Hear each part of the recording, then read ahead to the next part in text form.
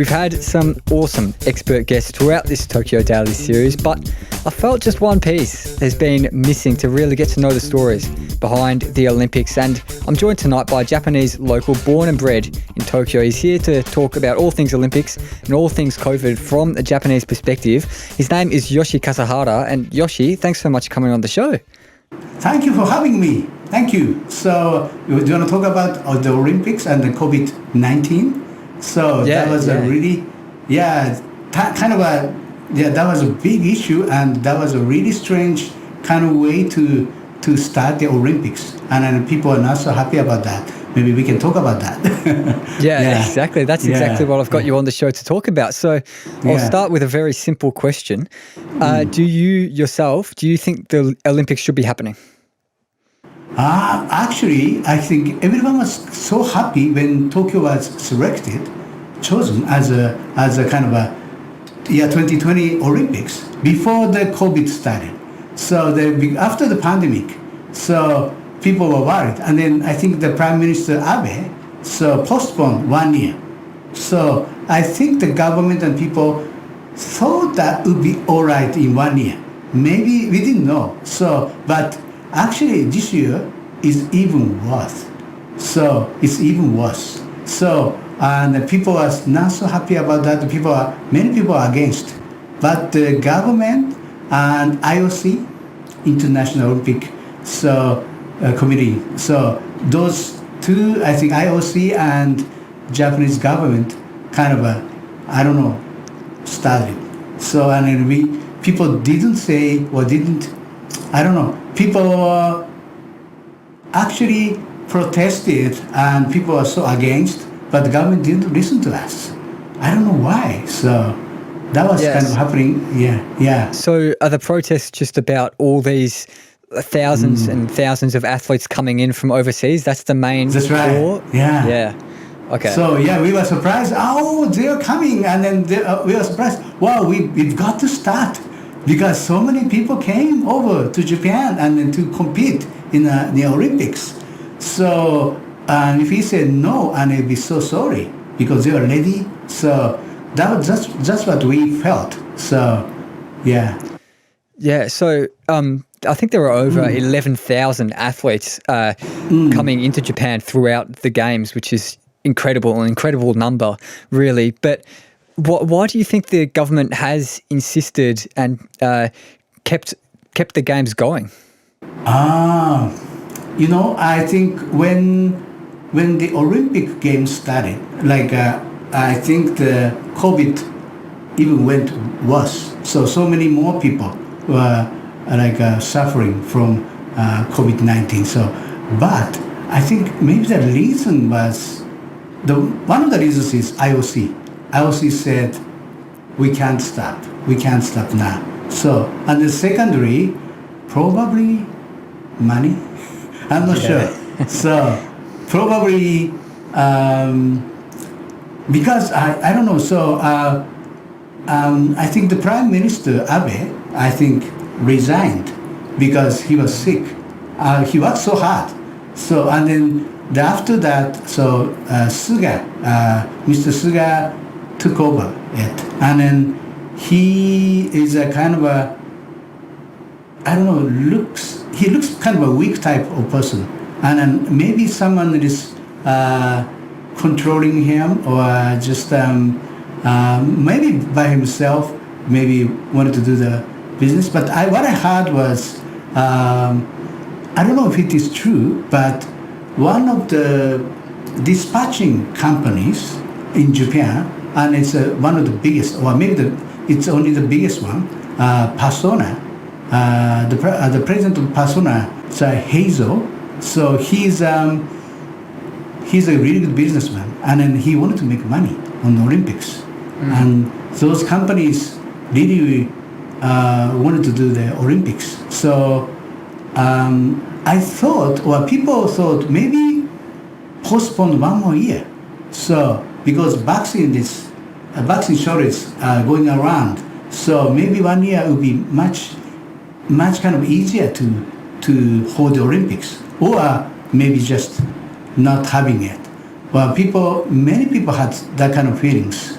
So we don't really know the reason. So, but like I think people say like no more Olympics, no Olympics, but still. So, what do you think as an what do you think as an Australian or in Australia? What people say about that? Do you have anything? In Australia, lots of people honestly, to be honest, lots of people in Australia are very happy that it's happening because we have lots of lockdowns here and people can just watch sport all day from their couch. And I think they understand that it's probably not the right thing to do in terms of COVID, but they're grateful for something to watch and something to keep them entertained because it's sport non-stop for 2.5 weeks. That's right. And we don't have lots of time differences, so it's really good. Yeah, one hour between Melbourne and Tokyo. But you were speaking about the politics before. Prime Minister Suga at the moment, you described him as weak, and he's 72-year-old Prime Minister. That's very old for any world leader, no matter where they are. And I had a guest on the show a few days ago called Scott McIntyre. He's an Australian guy who's living in Japan. And he was speaking about how at the moment you're having record cases over there, 3,000 or 4,000 cases a day in Tokyo. But he thinks they might be hiding some numbers and not doing enough tests. And then once the Olympics are over, the numbers are going to increase. They're going to go into a big lockdown because there's an election coming up at the end of the year. What do you think about that? That's really true. Maybe it's the Liberal Democratic Party is the one that's kind of ruling. That is a ruling party. So they think that's because people were against before the Olympics, but when it started, people were so happy actually watching it because Japanese people are doing really well. Japanese athletes are doing really well, and Australian doing athletes are doing well also. Many, especially swimming. So swimmers are really doing really well. I think almost everyone is happy. So and then that's probably one of the reasons that Liberal Democratic Party says, "Oh, you say you guys said we shouldn't have Olympics, but you become so happy, and maybe that was a good thing. So we started. So that is something that they want to say, I think, because of the election. So maybe so, maybe not. I'm not sure, but and also many people think that it's only for money, but we don't really have audience there. So exactly. No, we don't really make Japan doesn't make money though. So it's kind of a lot of just paying money and then not so much revenue. So maybe not making anything back. That is, but still, I think people are happy about that. So, but I'm very glad you said Australians are happy about that. So, the Olympics. Yeah, so I want to talk a bit. Sorry, I'd like to talk a bit more about the COVID side of things for Japan because obviously you're still in a state of emergency over there, and it's been extended to different prefectures around the country. State of emergency, that's true. Yeah.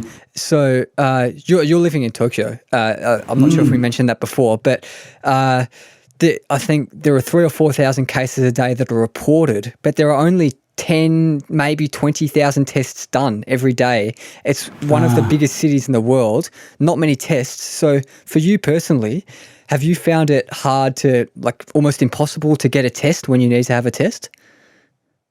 Actually, Japanese people don't think so much about the PCR testing so much. That is true because we don't know where to go, and we don't know what to do. So, and when you feel fine, and then we just think that maybe we don't have COVID, we don't have COVID-19, maybe it's okay. So, very few numbers. So people, when you become really sick, when you do something when you giving birth, women have a PCR test. So something like that. We don't very small numbers of people, and then I think, but still now I think over 2,000 people in Tokyo got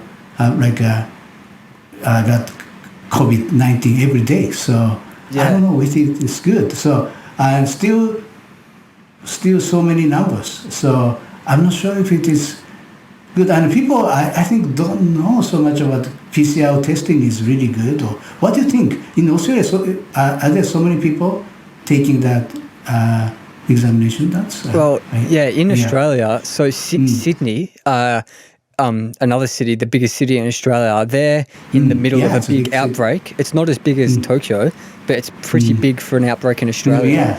And they had record tests yesterday. They had something like 117,000 tests in one day in Sydney. Wow. And the messaging from all the governments over here, it's all about if you have any symptoms of COVID at all, if you have a slight runny nose or a slight cough or a slight fever, you have to get a test and you can't go out anywhere. So what's the government messaging like in Tokyo and in Japan more broadly? No, it's very different from what your government does. So it's kind of different. We say, the government says it's usually when you feel really sick, call the health department of your regional health department. And the health department kind of operator will answer you. And, I'm very sick. Oh, wait, but I need an ambulance.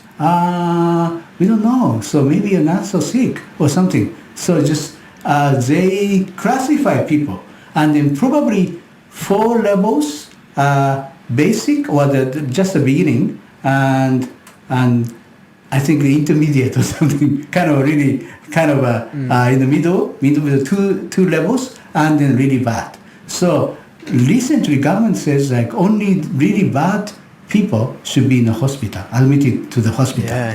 Other people should stay at home or stay the hotels that government will prepare, or the provides. So it's kind of strange. So some people, when they are not suffering so hard, but then become so sick later, very soon, and then some people just die because they really don't have time to go to the hospital. So I don't know. So it's the government. I don't know what's going on. So what do you think? So it all sounds very confusing over there, but I'm very interested to know. So there are in Tokyo there aren't restrictions that you have to follow. I know there are just guidelines and guidelines. Yeah. So the like you can't have alcohol. Places can't serve alcohol after 7 p.m. and places have to close by 8 p.m. But in terms of your life, like the way you live your life day to day, how different does it look now compared to how it looked before COVID? Okay, that's very different. Like shops are forced to close down. So I think for the first state of emergency, shops probably didn't open, most of the shops or the restaurants. But now they have the time like 7 o'clock, 8 o'clock or something. So, and some shops or restaurants and bars are so against, we just open it.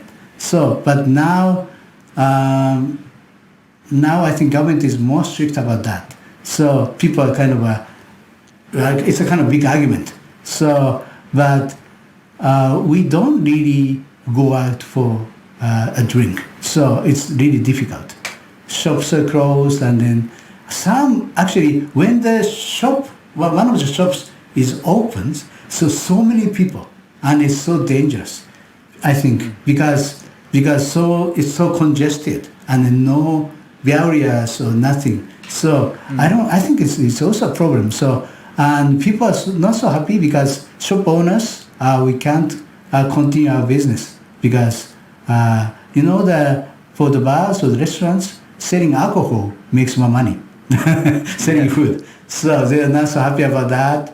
And people who work in Tokyo not so happy. So we just go commute in kind of downtown Tokyo and go back home. So it's not so fun. So because for one, it's kind of 4 times or like almost year around. So state of emergency in Tokyo. So it's not a good thing. So, and we don't know if it works.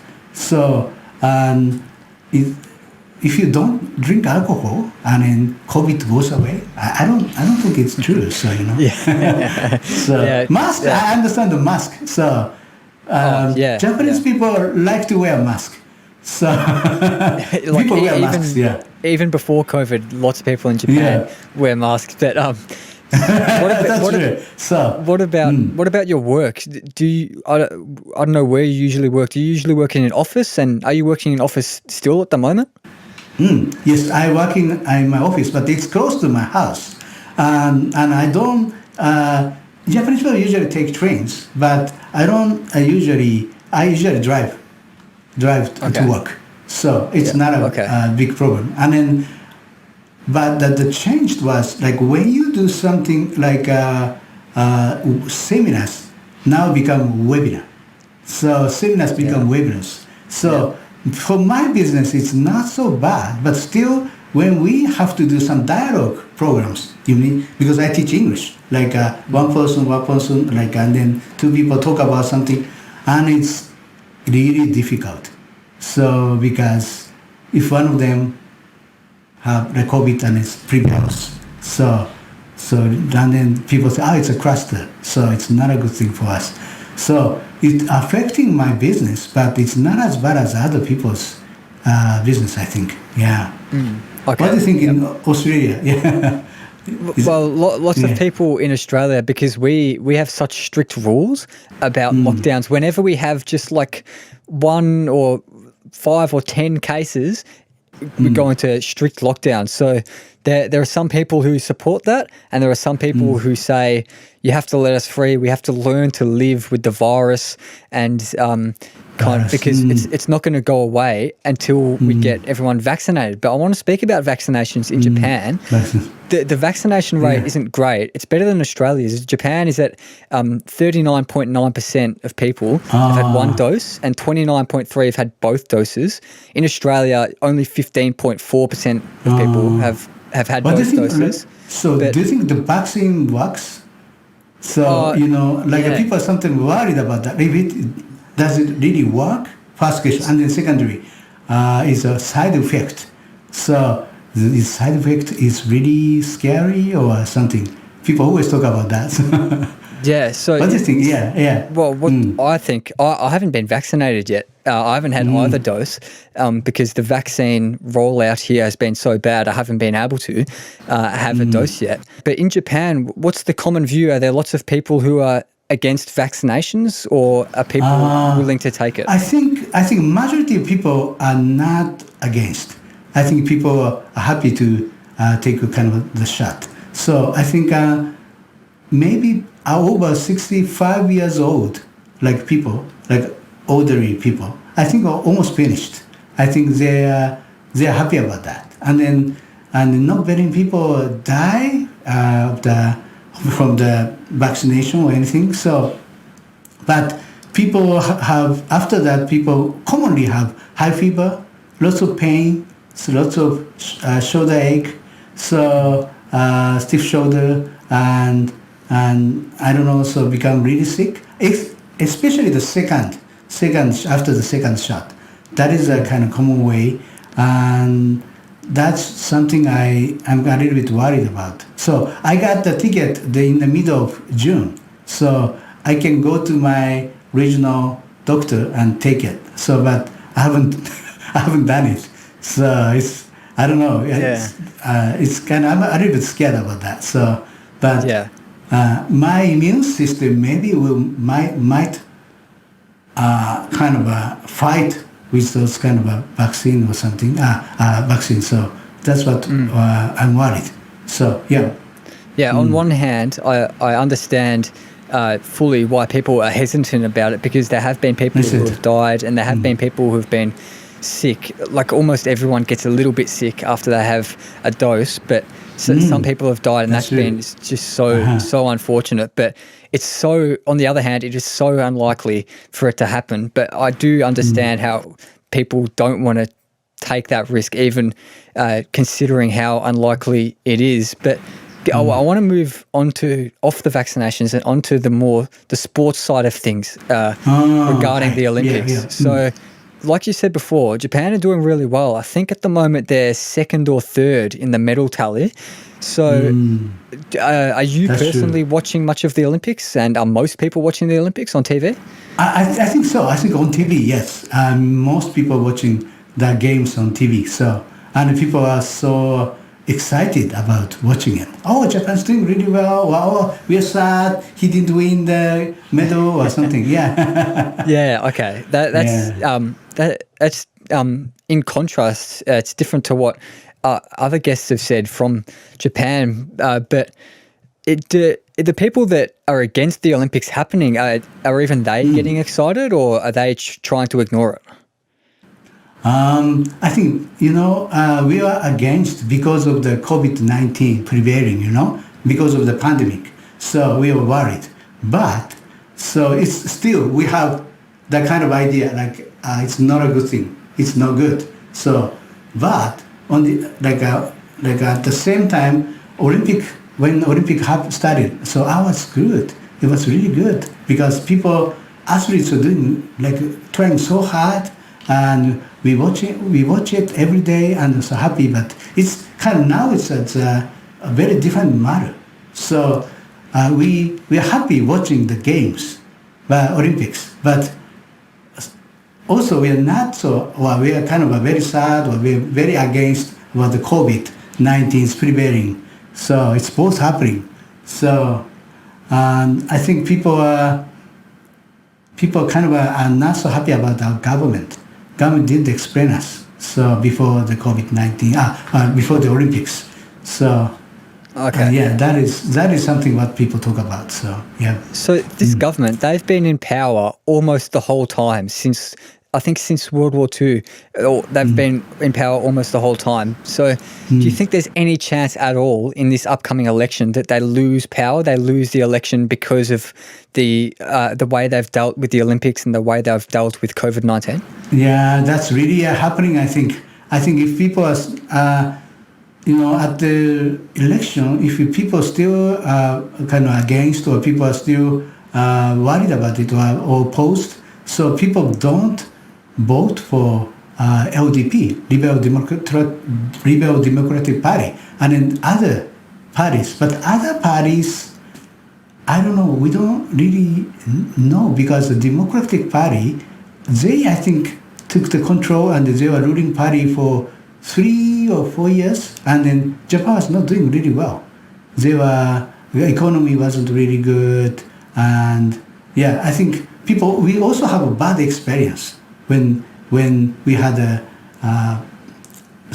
opposing party. So that's one of the reasons I think LDP, still we are doing really well, and they are just happy about that or something. So I don't know, but people definitely don't vote for LDP at this time, maybe the next time, I guess.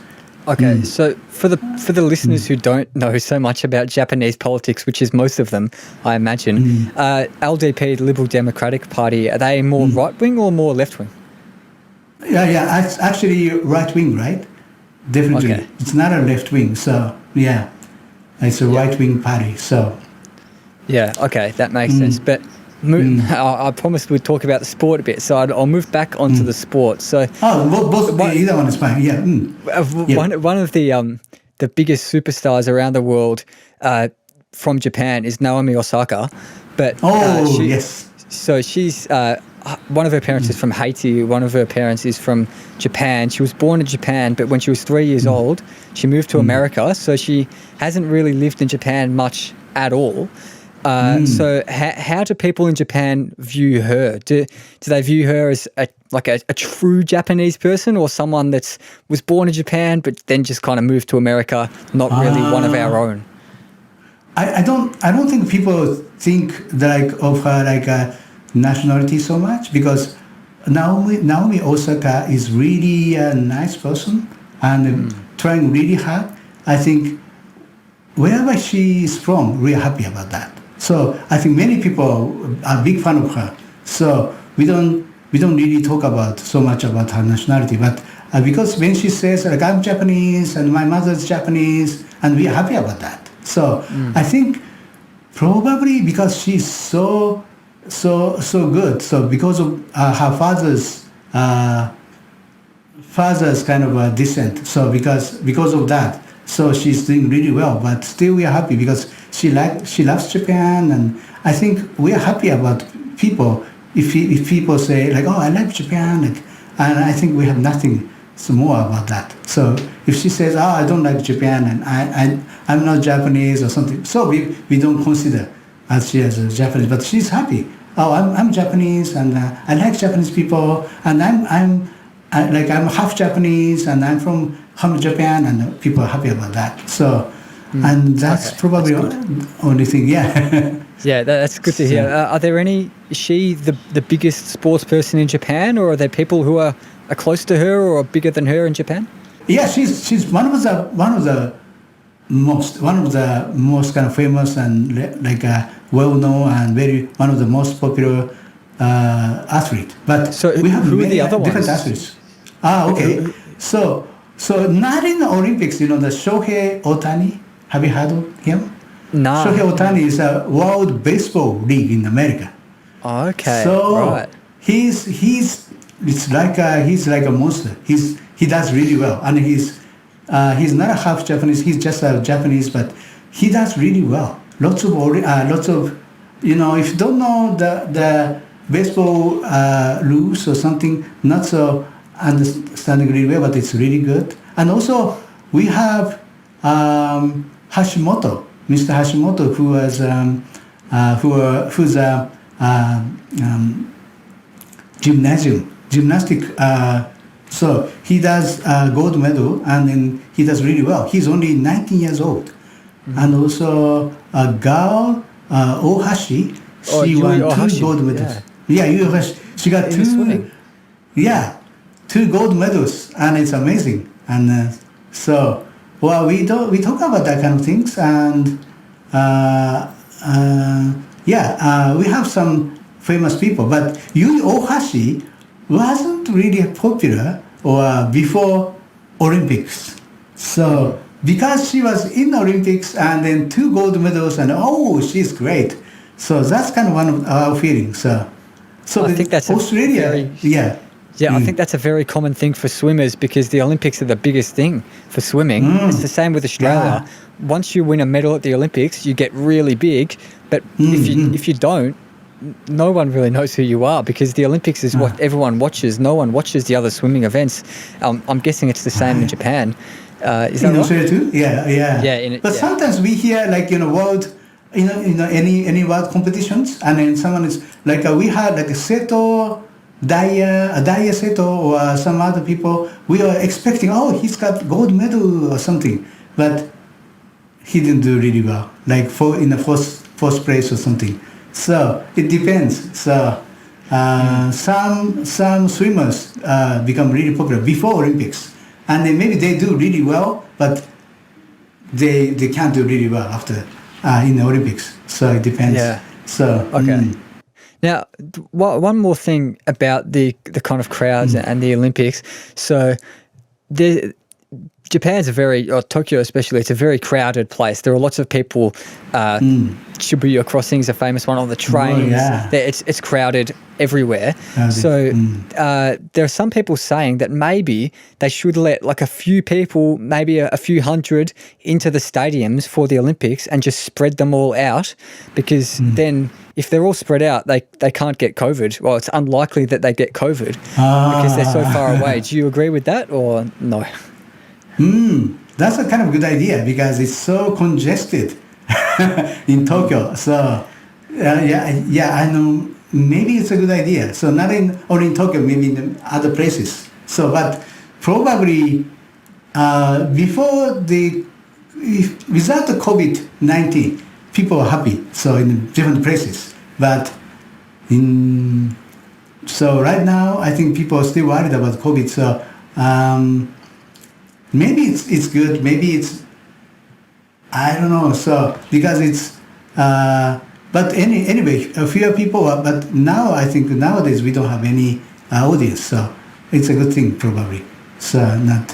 What do you think? Yeah. So it's not a good. Yeah. Yeah. So, but like in terms of if people were going into the stadium, let's say there's a stadium which can fit 2,000 people, and they let 100 people in, and they sit one person in every 20 seats and spread them all out. So, what do you think about that?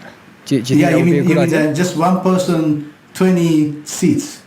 And something so like that. it's they let some people in, but it's mostly empty, so they can safely spread them all out within the arena, within the stadium. What do you think about that? Yeah. I think government try to do that. So maybe half of the people, like like a quarter, or even like fewer people, but then and still government decided no audience. I think it's a good idea. So no audience. So because one person, I think if it's in, I think it works, because if it's congested, so many people, but one person in 20 seats, so maybe it works. Yeah, it works. So it's almost like no people. So, but still they shout. So that's very true. And they, within the Olympics, before they stopped crowds from being allowed, I think they said if you're going to go to any of the events, you're not allowed to yell, you're not allowed to chant, no singing, so just to not spread the virus. But in terms of one more thing on like COVID and the Olympics and their relationship with each other, how's the media been representing it in Japan? Is it all about the Olympics, or because the COVID crisis in Tokyo especially, it's very, very bad, like we've been talking about. Have they been talking about that enough, do you think, or have they been talking about the Olympics the whole time? People talk about the COVID, but almost always at the same thing. And what's going on? Like shops, they're so sad, or so many people. It's kind of more like prevailing more and more, going around everywhere. Well, just that kind of things all the time. So people are really tired of that. That makes sense. But we've been going for about 35 minutes, Yoshi, and I've been spend too long with you. So it's been great talking to you. Thanks so much for coming on the show, Yoshi. It's been an absolute pleasure. Thank you. So Harper, thank you so much.